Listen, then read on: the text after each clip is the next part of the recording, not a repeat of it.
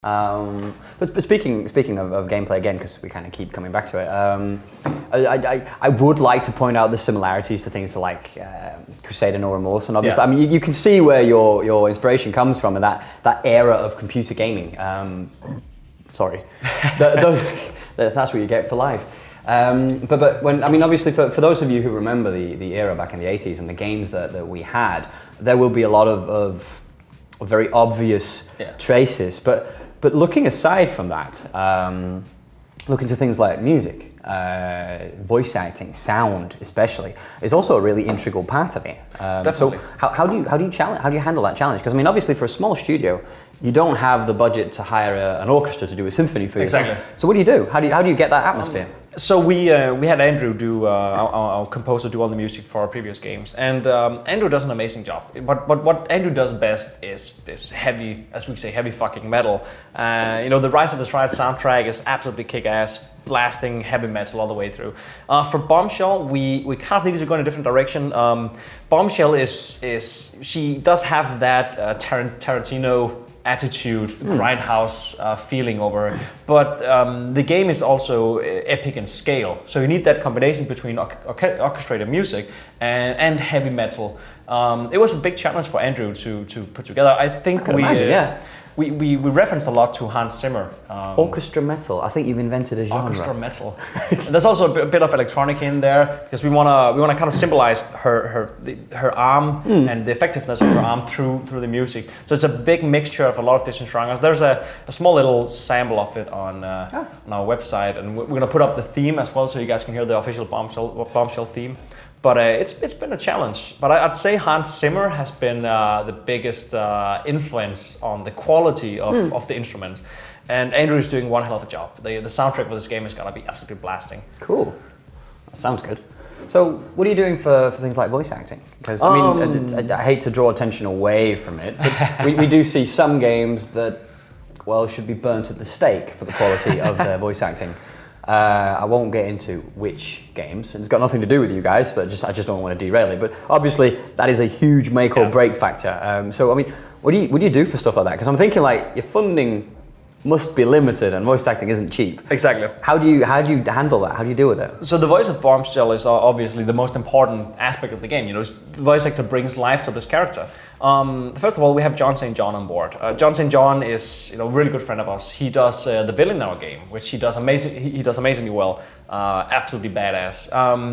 And then we have Rachel Robinson, another professional voice actor. She does the president in our game. It's a female president.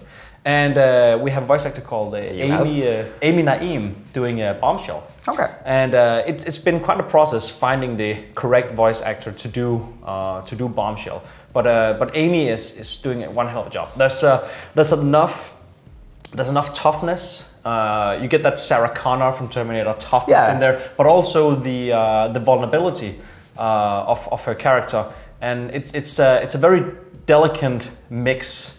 And you have to be really careful that it doesn't get too cheesy, because we don't want to end up in that group where she's another cheesy characters with cheesy one-liners with no personality. When she sees her dead squad being killed by aliens, you can hear in her voice that these people care. She cares for these people, but also you hear the anger and the revenge in her voice. So it took a lot of time. Damn you, anonymous grunt number 5 was my friend.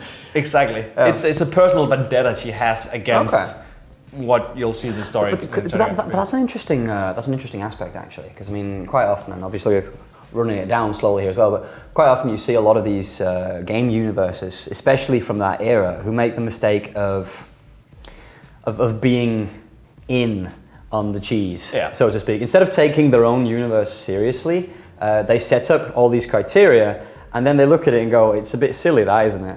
And then they start getting self-ironic and self-aware, and it might seem like a defense mechanism, but a lot of the time the game suffers if it does not take its own universe very seriously. We talked about Duke Nukem before as well. Duke Nukem is a great example. The issue, what made Duke 3D so genius, besides its gameplay, was that the world itself took itself seriously. It was very dark, very gritty. Exactly. Obviously, very scary in many points. Once you hear the Octobrain for the first time, you're shitting your pants. Yeah, God, I did not want to go down those corridors. But it's true. There was an element to it for those that remember. Obviously, that Duke might have been full of one-liners, but the game itself the game was serious. It was an action movie, but it was an action movie that believed its own premises. Exactly. So obviously that's something that you obviously want to have along. But I mean, wrapping it down, if it is from a game developer to the fans, really, for the viewers, is there anything in particular about this entire experience that you'd like to share?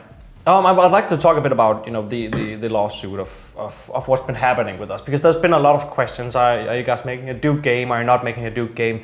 And the reality is, once something like this happens, you have to stand by, and lawsuits take a long time, and it's a long process. And while we take a break, we can't just sit and do nothing. Oh, okay. So we saw a great opportunity that we wanted to grab. That this is our chance to do our own IP, and we grabbed it, and we started working on that, and it turned out really, really well for us.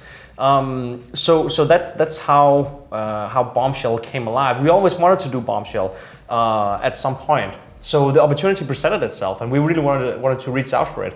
And about the previous game that we worked on, we might get back to.